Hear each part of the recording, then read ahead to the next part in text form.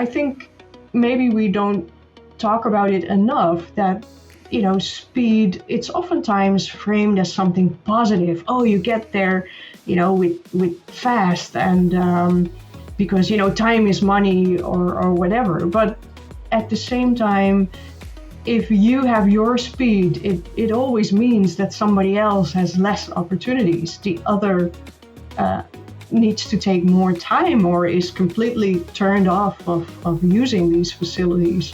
And that is exactly the opposite of what we want. Hey everyone, welcome to the Active Towns channel. I'm John Simmerman, and that is Angela van der Kloof from Mobicon in the Netherlands. And we're going to be talking about a variety of different topics, but really kind of centered around creating more inviting places for people to ride and trying to de-emphasize speed as a way that we sort of evaluate and name our cycle routes. So let's get right to it with Angela. Enjoy.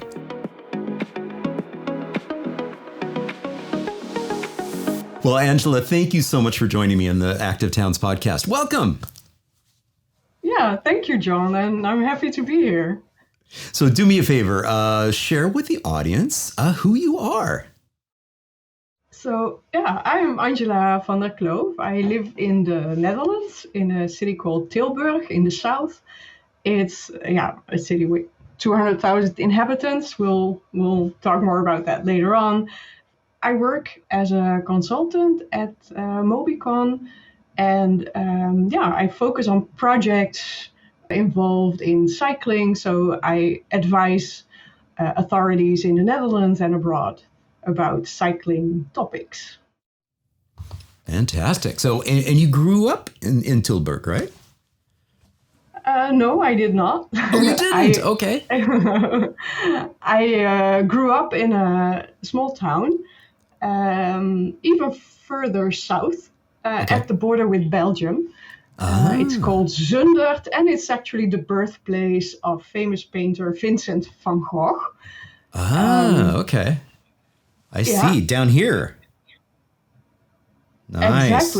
Exactly. Okay. And you sent me this map. What is this map? Well, this is the map of the route that I had to take to school when I turned 12. Like many children in that town, if you wanted to go to a certain level of education, it was not available there. Okay. So we had to cycle 15 kilometers to school in the morning and 15 kilometers back. And wow. At the time, we never questioned this. We just, did this, and we never talked about it, basically. Yeah. And so why did your parents hate you so much? Why were they torturing you? Well, that's what we thought sometimes. But later on, I realized that somehow having this time between, the end of the school day and then coming home and all this time for yourself. Of course, we had to pedal, but we had all this freedom to basically do what we wanted, to chat with friends, to meet other people, etc. So it was also a way for me to refresh my head, and I did not particularly like it too much at that school. So it was a good way to get rid of the negative energy, I guess. And wow. And you did pull up that image of that road. Yeah. And so, we would typically be collecting all together at spot in the village at the edge, and then start cycling together in the morning in a big group. Yeah, and you just go with the flow. And we cycled on this parallel road. And so there's a parallel road on both sides of the road for through traffic. So it was sometimes agricultural vehicle or something, but it was quite safe.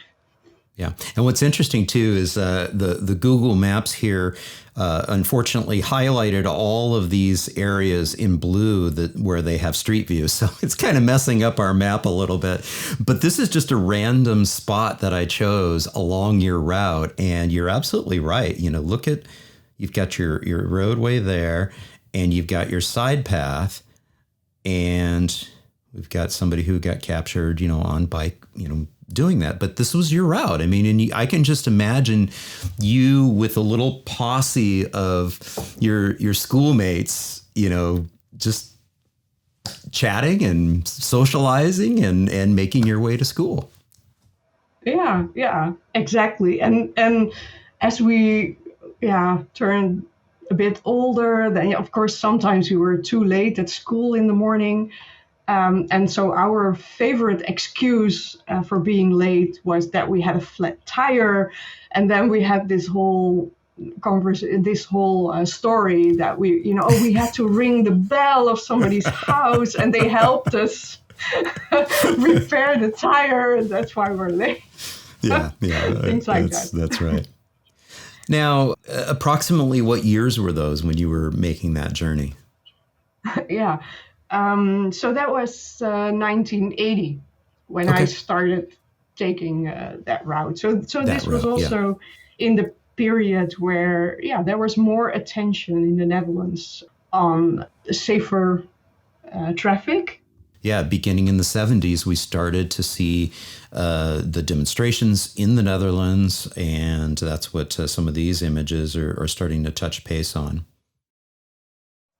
Yeah, indeed. And of course, at the time, I had no idea that this was happening really. Yeah, it was a small town in the south of the country.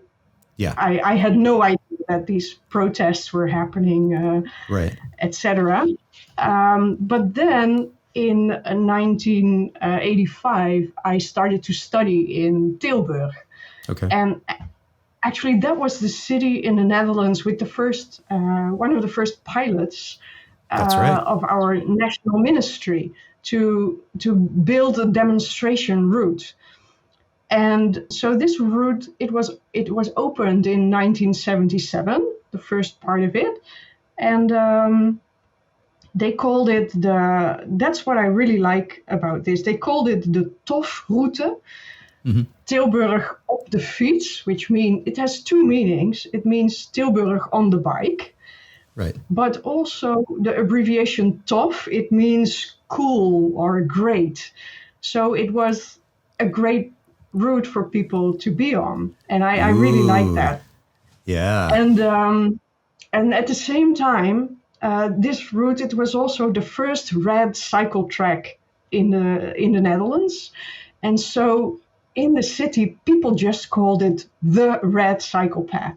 Wow. And at the time, that was it was red pavers, correct? Probably. Or was it? Yeah, I think if I remember, well, I'm not sure. Yeah, because by this time, this is from the mid '90s. This is 95. Then you're already using the red asphalt in there.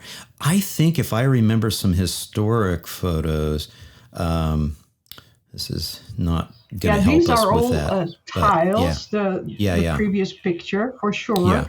Yeah. And for me, as a new student, young woman in the city, not knowing my way, it was great to have this spine through the city that really made it easier for me to find my way around, because I always knew if I follow this, I either end up at the university or I end up in the city center. So I will know where I am. And what's interesting about that too is you're just being a kid, you're just being a student. You're in university and you're studying and you're using the facilities. You're not thinking about 20 years ago or 10 years ago or 15 years ago, the demonstrations that were taking place necessarily, but you're benefiting from that original pilot that took place. But now it's, by this point in time, it's been developed quite a bit more. But then you started to have like an eye-opening moment, correct? In terms of like understanding cycling and its role in Yeah, freedom and yeah, mobility.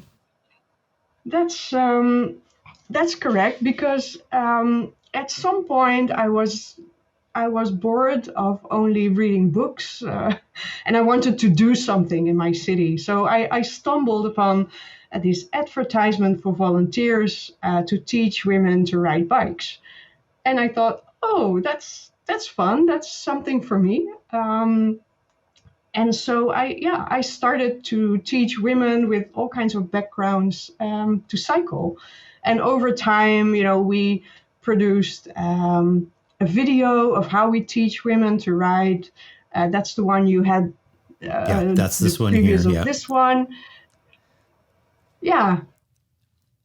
So yeah, this is a snapshot of that 15-minute video we produced to show others in the Netherlands how we teach women to ride. And it's about, creating very small steps, and each step they learn, it's a success. So you really use also the learning to cycle as an empowerment tool for groups, in the city that often don't have access to services or don't have a lot of opportunities in terms of education or work. Um, and yeah, so it was a really successful project that over time became a bike school in the city with classes in different neighborhoods. And so from there, I also started to teach others how to teach people to ride bikes, and do it in this style that really empowers people. And for myself, it was really a period when I started to reflect on my own situation and how I had learned to cycle, or, having had this experience of riding 15 kilometers to school and back and not even thinking about it. Yeah. And then meeting women, who have responsibilities in their households, and um, are super scared to learn to cycle because they don't want to break a leg, and then their whole family will be Yeah. in trouble,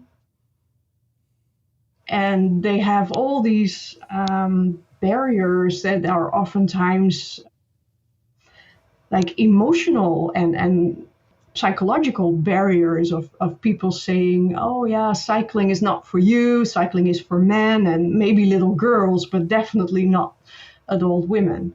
Yeah. Yeah, so I really learned a lot about my own cycling culture by this encounter with Yeah. people for whom it's totally different. Very, very interesting. What a fabulous story too. And I was aware of these types of programs for several years, really, because I know there's a famous one in the Amsterdam area that got a lot of attention in the last 5 to 7 years, maybe 10 years. That's teaching women, especially immigrant women, people who cycling wasn't necessarily part of their culture, which is your whole point, is they don't have those skills. And so it is a huge step. It is a huge increase in terms of empowerment and ability and freedom to be able to understand how to get around by bike. And sometimes there's cultural barriers that need to be dealt with, as well as just fear of, I didn't grow up with a bike, so I have to be able to get over that. So that's absolutely beautiful. I had no idea that a plan or a program like this existed those many years ago. Not that long ago, but they started. The earliest ones I know are in the late 1980s. Yeah. Okay. Yeah. Fantastic. Yeah. That's great. So then fill in the gap here. So that got you sort of tuned in and inspired about, this Dutch cycling culture thing is kind of cool and kind of different, and not everybody understands it. Not everybody even knows. So walk us through, what was that next step in your journey? Yeah. Yeah. So yeah, I'll try to be a little a little short on that. But um, an important, yeah, uh, milestone or stepping stone, I would say, for that is the fact that had the opportunity to attend a Velocity conference back in the Ah, year 2000. It was held in Amsterdam, and I mean, I had no idea such a thing existed because I was not really involved in cycling advocacy, right. but I've met a German woman at some point.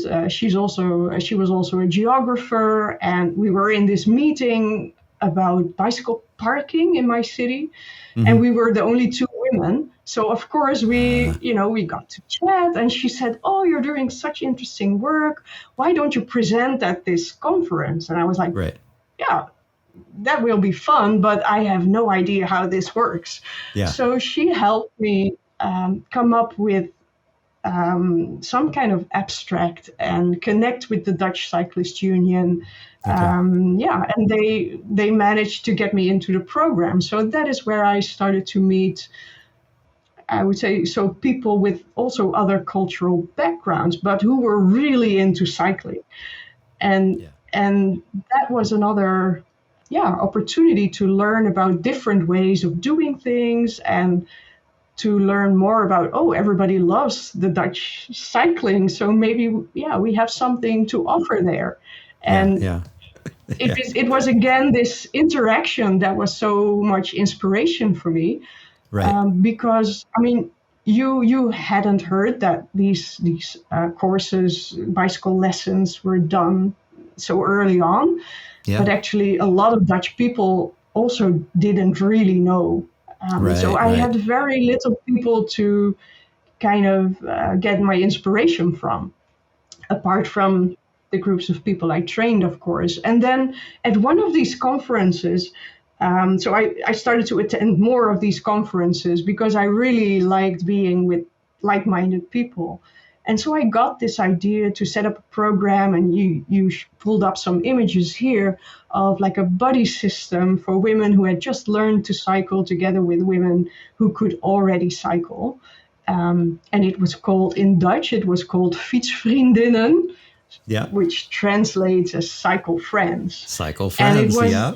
yeah, and it was a really interesting project. And also, it was also a time where I started to learn more about a lot of the politics behind cycling, Right. and then also this intersection of not just the politics of cycling, but also the politics of working with people with other cultural backgrounds, with migrants, with refugees, etc. So that was, yeah, a really interesting way to understand that better and to develop my thinking about, okay, how do I tell the story?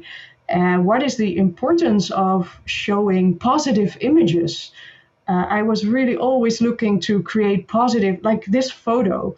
I think it's a very positive photo just because people are smiling and there's children there. The environment is not necessarily very inviting or something. And what I saw in the newspapers or in magazines was, if they talked about migrants or refugees, it wasn't always so positive, and images were typically trying to create this negative atmosphere. So I really wanted to change that. And over time, I started to understand more and more how important storytelling is, and it is to find the right words to say what you want to communicate, really, and to think about, okay, what is it really that I want to say? And if I say it in a certain way, how do people then receive this message? Right. Right. And and that's what we're all about here on the Active Towns channel, is trying to profile the positive stories that are out there and tell these in a very approachable way to really articulate what's possible out there, and do so in a very, very inclusive way. And clearly you kept going to conferences, because here you are on the stage in Scotland. Yeah. Yeah, that's an example of, yeah, me on this stage, and also for many of my friends and family, it can be hard to understand that with the topic that I want to talk about, then I get a spotlight and a stage, and people like to hear these stories about cycling in the Netherlands, but because for them, they just do it, and that is the interesting thing about it, and that interaction with my my friends and family, that is also important to me, to kind of always be aware that it's good to not keep yourself in some kind of cycling bubble, so to speak, to make to understand that it is all relative. Yeah, absolutely. Okay, I'm going to give your voice a rest, and we're going to play a little clip from the video that really prompted us to schedule this recording session. About a cycling highway or fast cycle route is problematic because it triggers emotions, negative emotions. You don't want that in your neighborhood, and you don't want your children to ride on their bikes on a highway. You would rather want it to be something meaningful, and not so much putting speed at the core, but putting the positive aspects at the core of the name. I think that is important. So, yes, so that's one of the trends that we're seeing, is obviously the development, not just in the Netherlands, but in other locations as well, is creating faster routes, they call them. Sometimes they call them cycle highways. And this video really takes exception with that term, calling it a cycle highway. Expand upon that just a little bit more. Yeah. So, well, it links with what I said earlier, that I've learned that it is important to think about your story and what you want to achieve. And when I hear, fast cycle routes, as it's now being translated into English oftentimes, or a cycling highway, then what sticks is fast, and it is about speed, and it's not just this name, but also the way they organize wayfinding, etc. And so it's very much connected to utility and efficiency. But actually, you want it to be something, meaningful and something positive. Like that's why I like the pilot project in Tilburg that I mentioned earlier, the tough route, the cool route, the great route. That's really a game changer in your city or town. And so, do you want to brand cycling as, the most speedy or the fastest way to get somewhere? I think if that is your story, then you will not. Yeah, I think it's a hard sell, because if you really want to go fast, you take a car, right? And it is not the inherent quality of what cycling is. Cycling is not inherently about speed. Yeah, and you can see in this image here, with this little image here, that you mentioned even the naming, the nomenclature, and so you see the sign here on the pole. Yeah. So you've got so that's part of it, and the reason why they're named the way they are is the F is referencing feet or bike, and then it's the number is almost always somehow related to an A route, an automobile route as well. So exactly. even the naming of them is not as fun as the cool way. It's more very, very car-brained naming nomenclature. Yeah, and so interestingly enough, when they started to talk about this fast cycle route in this area, the one from Tilburg to Waalwijk, at first they talked about the Hart van Brabant route, so the Heart of Brabant route, which is Hart van Brabant is the name of the region. I mean, I could relate to that somehow. And Heart, it also can inspire a nice logo or, well, something positive. Yeah. But then F261, I don't drive very much, and I'm not very good with numbers. So at first, I didn't even know where this number came from. But I'm sure I'm sure there are people who drive cars who can relate to it and whom it may be helpful for. But yeah, I don't know. Also within the city, it's quite that's I think also my point. If you want to connect towns and cities to each other, and then in a fast way, maybe I can imagine that. But this route, it starts at our train station. That's a busy place. Yeah, so why start a highway or a fast route in the middle of a busy place and not at the edge of the city or something? And still, I don't want to be only negative about this, because the way they look, it's not necessarily bad, and there is a lot of space, and you have a lot of junctions where you have the right of way, and when there's a traffic light, it will be green in no time, and you don't have to stop, etc. So there are a lot of positives about it, and that's why I think it's a pity that we don't focus on these kinds of positives, and that we ended up being in this car thinking that everything has to be fast and with the utility. Yeah. And in this next segment, I'll go ahead and press play here, because you actually start to address, okay, well, who is it we're serving? It's part of, the narrative here. When planning for these, connecting cycle routes or smooth cycle routes or cycle through routes, it is important to think about not just, which places seem logical to connect, like on a map, but to really think about who is living there, who is using these spaces, and to make sure that it's not just one demographic that you're serving. So not just people who live in the outskirts and then have to go to work in the city center, but also making it a meaningful route for people who have shorter trips in their own neighborhood and can use parts of that route as well. Or people who would not go to the city center but to an industrial area, or connecting areas where people live with lower incomes, etc.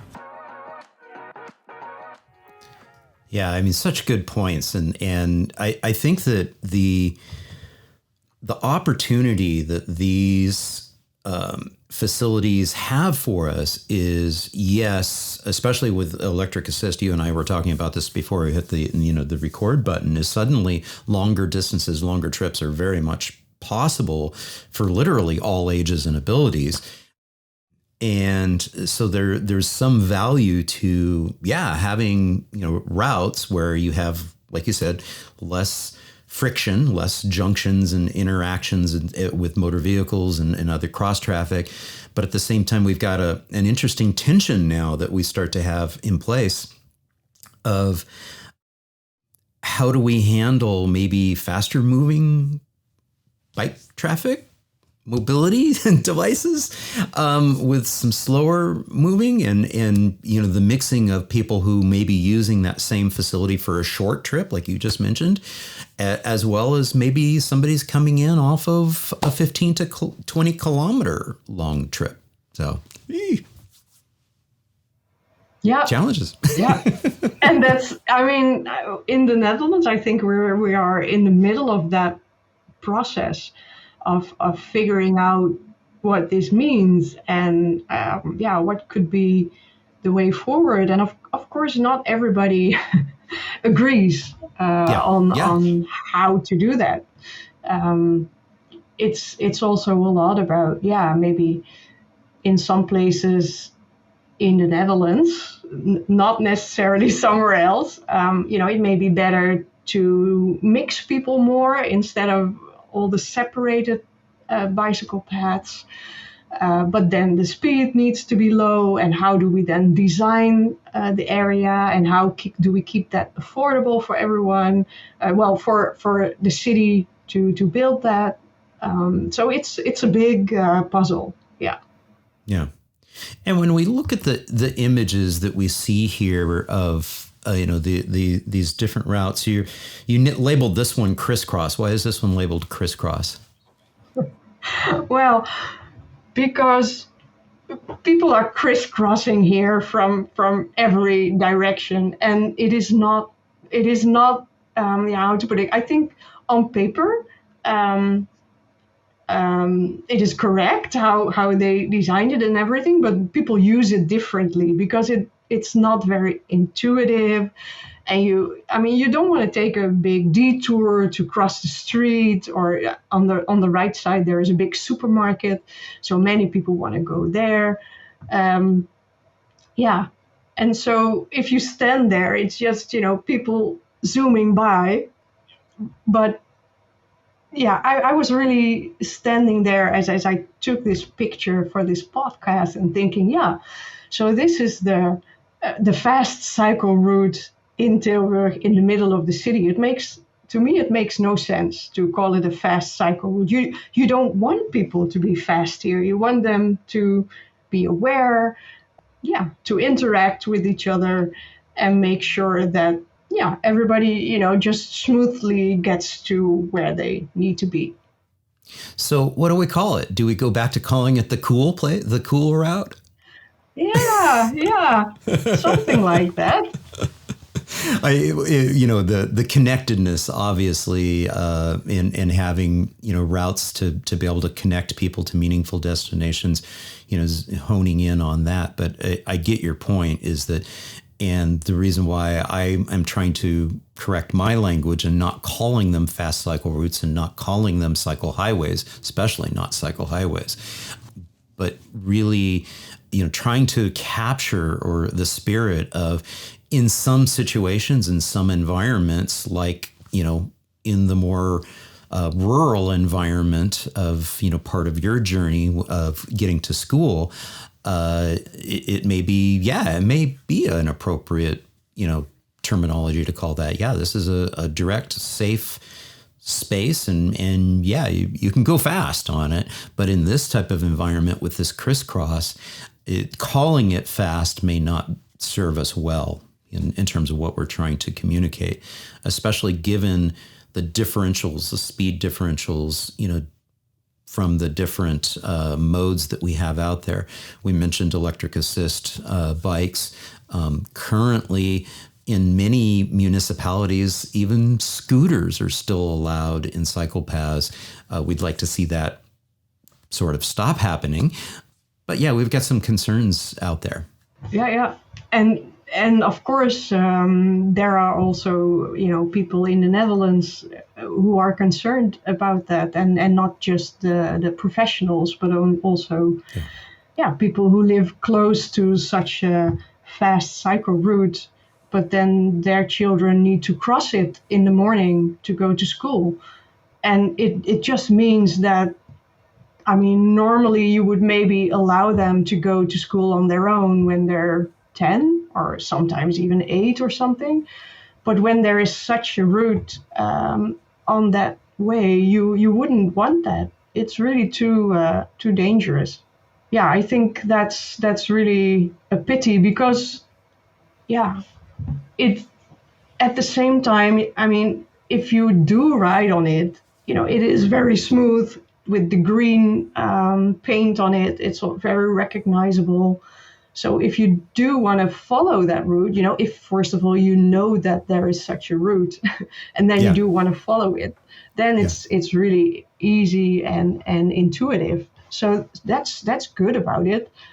But I think we need to find a way to also separate between what's happening within the city, where children are using this, and a lot of elderly are using it in the busy hours.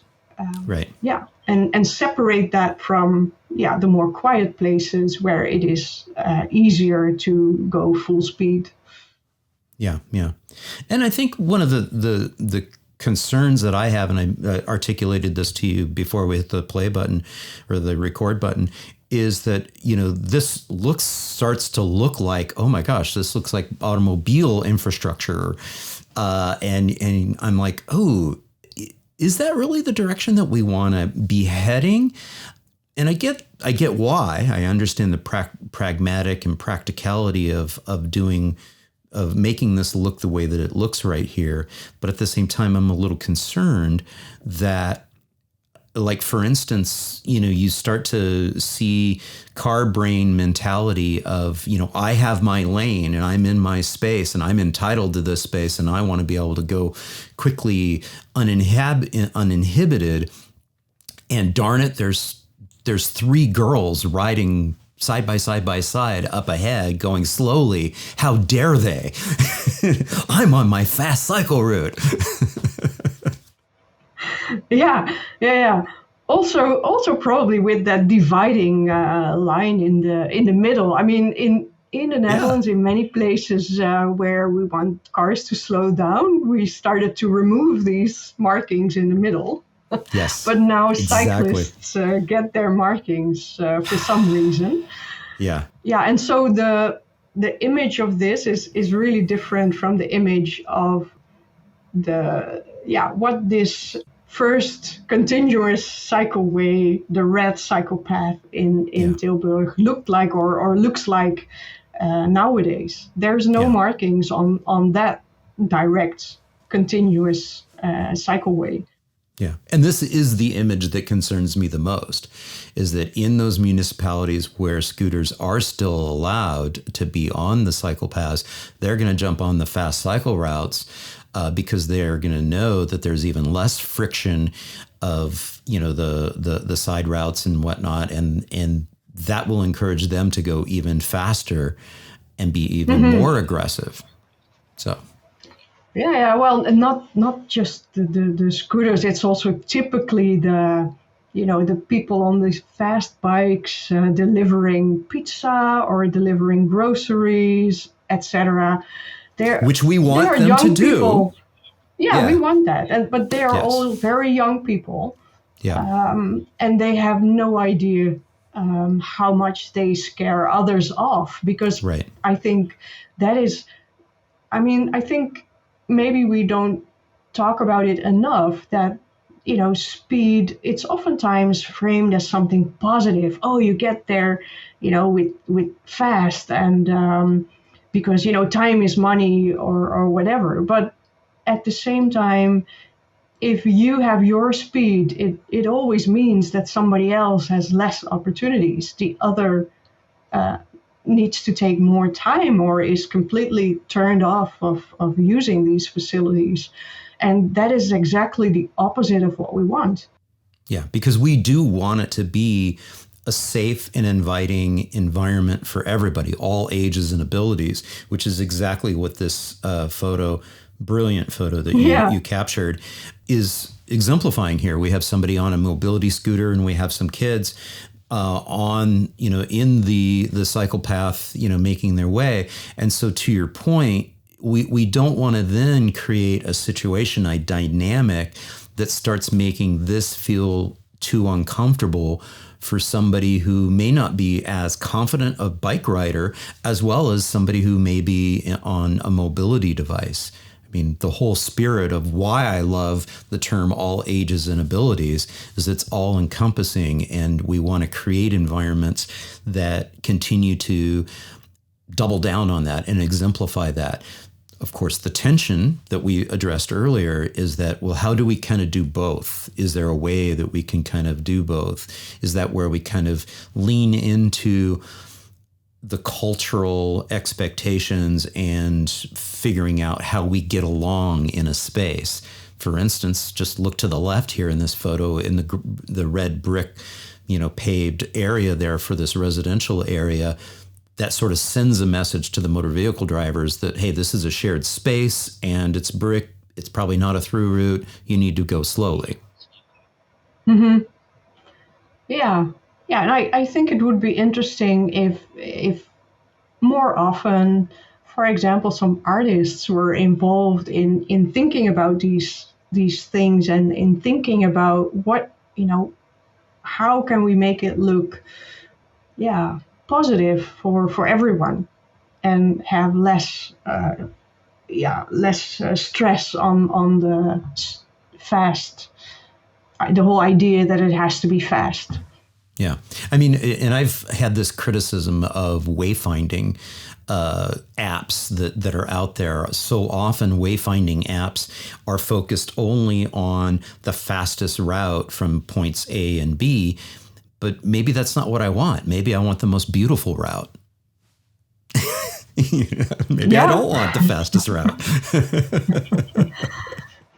Yeah. Well, I mean, in the Netherlands, you do have, the option to follow other routes that, with a wayfinding system. So, I mean, you have options, which is great, but sometimes, recreational routes and this fast cycle route, are in the same space. If it's not busy, that's no problem. Right. But when it's busy, like in the weekends, some places can be really busy. So you just don't want people to speed up. Yeah. And I love this photo here too, because as soon as I said the beautiful route, I see the flowering trees here for spring. Yeah. But I also want to note here that this kind of does feel like an appropriate place in some ways for a most fast route, because it's not what I would consider the most comfortable route, because it is next to more lanes of traffic. If I were seeking a more pleasant route, either for myself because I just wanted to de-stress and I didn't want to be next to noisy motor vehicle polluting traffic, I might choose a parallel route that's quieter and less direct, and I'm not in a quote unquote hurry. And maybe I know that the trees over there are even more beautiful. Maybe there's a magnolia tree over there, which are blooming right now. Yeah, exactly. And then you start looking for the Dutch the cycle node system with the numbered routes that can really help you. Yeah, but typically the fast cycle routes are along car highways. So it's not necessarily the most pleasant places all the time. Right. Yeah. Now we're seeing some imagery here of what you had alluded to earlier, and that was, that sort of the shared space sort of situation. And so we have a Fietsstraat here, and we've got the 30 kilometers per hour zone, and the expectation that the driver is patient, stays behind the people on the bikes. And so this kind of reinforces what we were talking about, is that, sometimes maybe this is the direction we head in, but you were very astute in thinking or making the point that this may not be appropriate for all cultures and all cities that are more car dominated around the globe. Yeah. I mean, if the car volumes are very high and cycling volumes are very low, then it can be the wrong step to take. Yeah, for sure. But it is in many cases, because as we were alluding to earlier in the residential areas, in many cases, these are the more comfortable routes in because of low car volumes and being able to have access to some, beautiful surroundings as well. So it all depends on context. Yeah. That's always the case. And Yeah. And also, I mean, you also always have to think about, okay, if we have a certain amount of dollars, we can only spend them once. So what are we spending them on, and how Right. how do we try to create the good for as many people as possible? Right. Yeah. So I like the fact that you included this photo here, because when I compare the stratification of the previous images that we saw the images of the F-numbered routes and quote unquote the fast cycling routes. We need to come up with a new name. We know that, but that's kind of what they're looking at. Next to the busier streets, then we saw the shared streets, the more the Fietsstraat sort of street, and now we see this particular facility here. And when I think of people who are struggling with seeing how cycling fits into their day-to-day routine, if I give them the option between those three, they're probably going to choose this one first if it gets them to their meaningful destination. And then probably that fast cycling route second, and then the shared, the Fietsstraat, the shared kind of environment is probably just seems too scary to them, given their context of maybe not having that culture of cycling and more an emphasis on going places fast in motor vehicles. I can see that point, but at the same time, our cycling network in the Netherlands consists of a mix of all these things. So exactly, if you want to get to places, it is difficult to find a route with only this this kind of facility. Really, be lucky or something, to have this type of facility on all the routes that you're taking. But I get your point, and I think it's important for people who want to get more comfortable. Oh, there is our dog.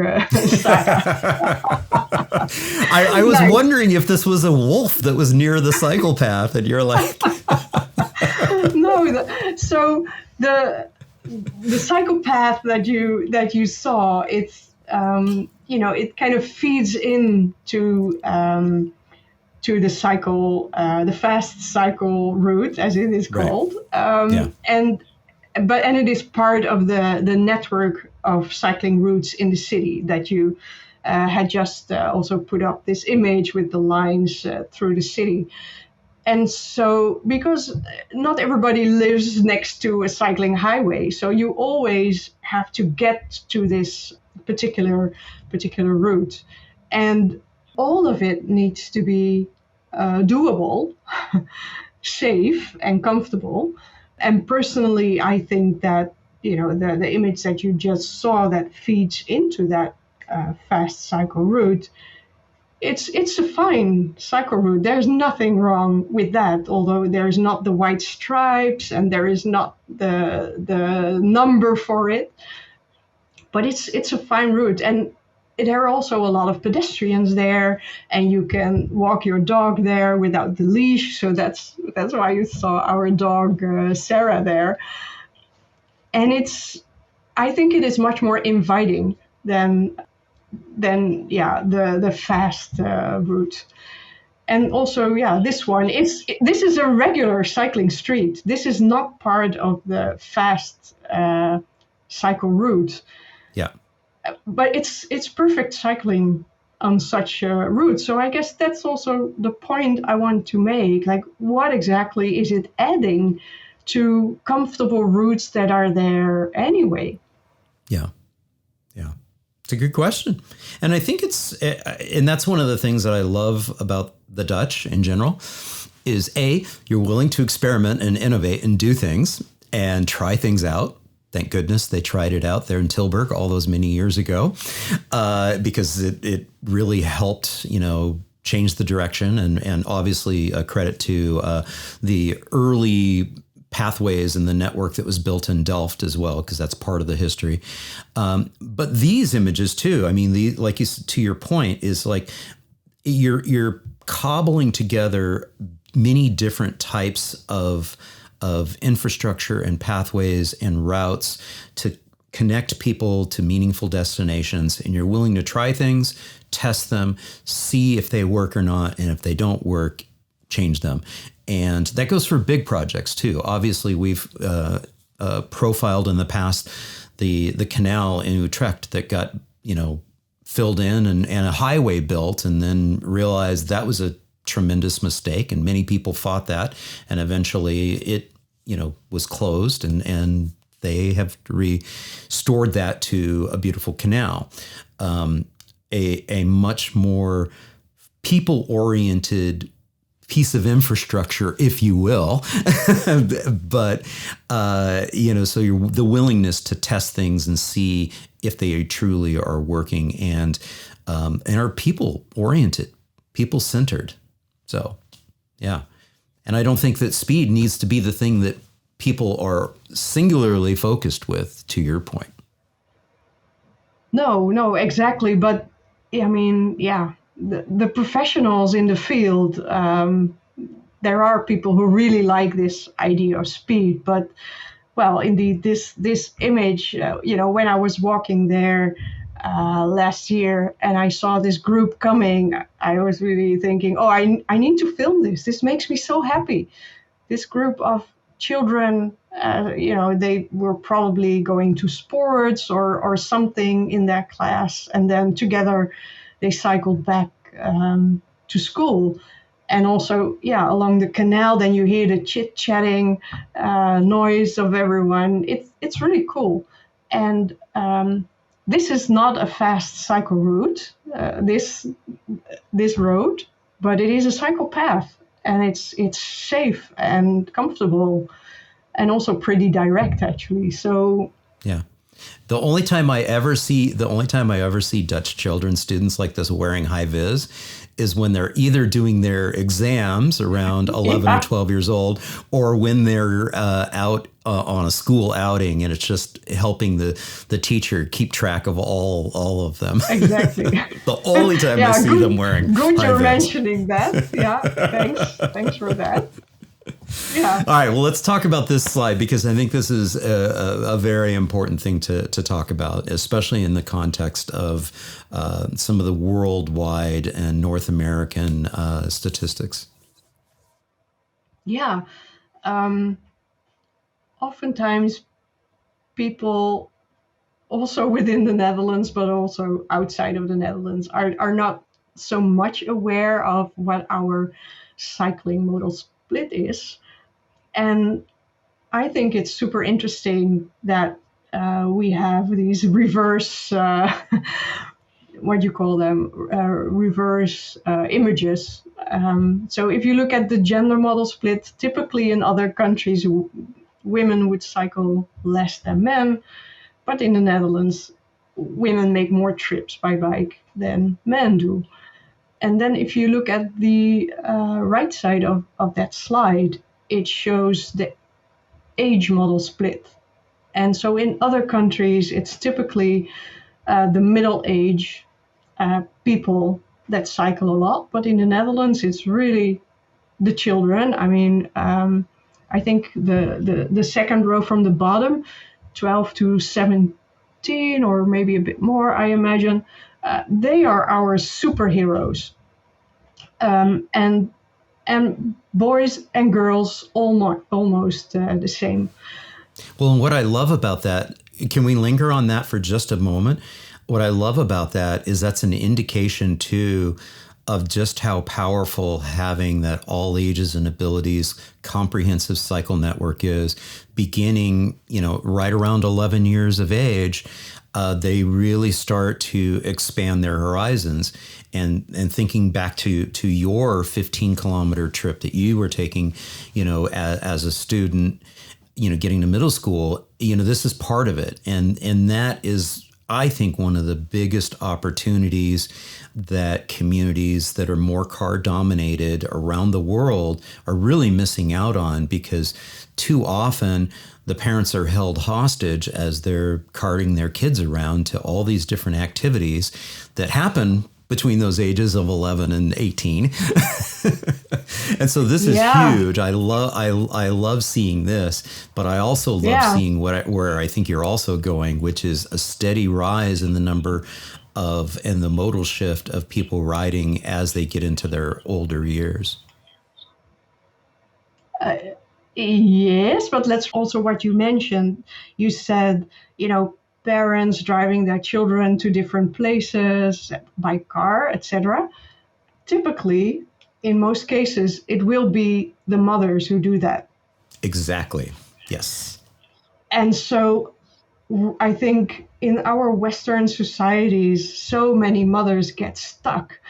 They have so much on their plate. And then also, this time in the car with the kids, driving them everywhere, it would be such a benefit if there was a way to change that. And that is, of course, it's at the same time, it's also the difficult thing, because it is oftentimes, especially the moms who are really scared to let go of their children and give them this opportunity to explore the world by themselves and get into dangerous situations. You can never avoid that completely. So it is really, yeah, we do need a cultural shift there. That is not easy, I think, but we have to talk about that. Also, talk about what you gain if you do manage to, yeah, bring your children to places by bike when they're young. Then at some point they will be able to go places on their own at very low cost. It is healthy for them, etc., etc. So it is worth the investment of the time that you put into cycling together, rather than being in a car together. And yeah, I don't hear a lot of conversations about that type of gain that mothers could get. And to your point, too, I mean, the mobility language matters. And we talked about that earlier when we were talking about, the mobility language of naming, a route. And that was a big part of what that video was about, too, is don't call it a cycle highway. And so mobility language matters here, too, in understanding that dynamic, the gender differences in the dynamic of the trips that are being made. You see here, you mentioned it briefly, is the trip chaining. There's a lot of additional little trips that oftentimes females are making that aren't getting appreciated, and really leaning into an appreciation for those short trips, those short distances that then add up to a nice long day of riding, many kilometers of riding. But at the same time, the positive qualities. I'm so glad you mentioned social interaction for everybody, and it's the humanizing impact that having an environment that's truly all ages and abilities and mixes people out there in that environment. It's so incredibly powerful. And from my background in human behavior and behavior change, you are able to sort of develop brain patterns that help establish habits when you get that positive feedback after going out and experiencing, a positive interaction. You get that reinforcement of habit formation because of the positiveness of it, and a big part of that is that social dynamic and social part of it. So absolutely beautiful. And that's something you're really interested in. Yes, indeed. For me, it's I'm really interested. Of course, yeah. I mean, we talk about the cycle lane and whether it's a fast lane or not, and all these images of infrastructure. But in the end, I'm mostly interested in the relationship between humans and these infrastructures, and then, yeah, what does this tell us about humans, or how can humans change things for in ways that make things better for them. So this is a snapshot of my personal website. that I started to create, because I wanted to create this.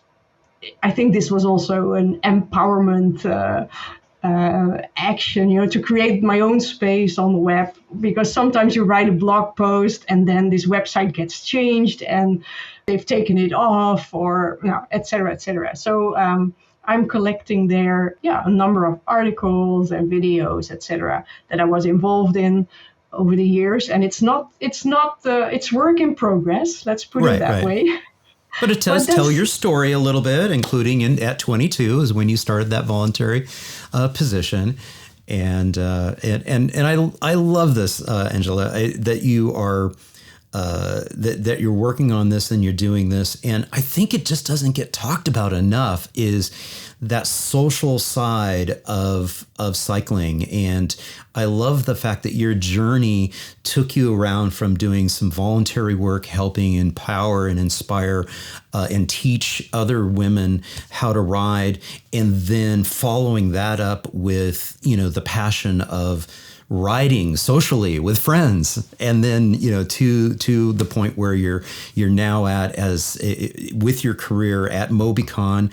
Talk a brief moment to explain to folks who MobiCon is. It's a familiar name because I've had multiple MobiCon professionals on the podcast before, as well as I've joint produced a video in Boulder with Zach Vanderkoy with MobiCon. But why don't you just give a quick little overview of this very fantastic and amazing organization? I'm not biased at all. I'm sure you can do a better pitch than I can. We like it when other people talk about us, right? Yeah. But so we're a consulting firm that aims to make the world less dependent on the car. And we want to help cities in the Netherlands and around the world to achieve that with, helping to develop mobility plans or cycling plans, doing cycling designs, reviewing designs, giving trainings, doing projects. There is a lot of information on our website, and we have an amazing MobiCon Academy for the people who really like to learn things online. And it's a great place to work. Yeah, it's a great place to work. Yeah. This has been so much fun. Thank you so very much. Is there anything that we haven't covered that you want to make sure we touch upon before we say goodbye? Well, if you ever around Tilburg, let me know. I'll make sure. Also for the listeners, I make sure I give you some advice on what to look out for. Fantastic. Yes. And I'm kicking myself. I was telling you that before we hit record that I didn't make it there. I was so close. Next time.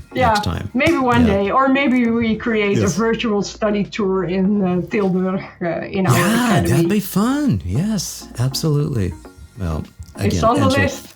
Yes. Angela, thank you so very much. It's been an absolute joy and pleasure having you on the Active Towns podcast. Thank you, John. It's a pleasure to join. Hey, thank you all so much for tuning in. I hope you enjoyed this episode. And if you did, please give it a thumbs up, leave a comment down below, and share it with a friend. And if you haven't done so already, be honored to have you subscribe to the channel. Just click on that subscription button down below and ring the notifications bell to get your notifications customized. Hey, and if you are enjoying this content on the Active Towns channel, please consider supporting my efforts out on Patreon, Buy Me a Coffee, and also in the Active Towns store, where you can get your own Streets Are for People swag, like this cool water bottle, t-shirts, and all that other good stuff. Coffee mugs. Again, thank you all so much for tuning in. I can't tell you how much it means to me, and it really does help support the efforts to try to create more active towns, more people-oriented places that are welcoming to all ages and abilities. Until next time, this is John signing off by wishing you much activity, health, and happiness. Cheers. And again, sending a huge thank you out to all my Active Towns ambassadors supporting the channel on Patreon, Buy Me a Coffee, YouTube Super Thanks, as well as making contributions to the nonprofit and purchasing things from the Active Towns store. Every little bit adds up and it's much appreciated. Thank you all so much.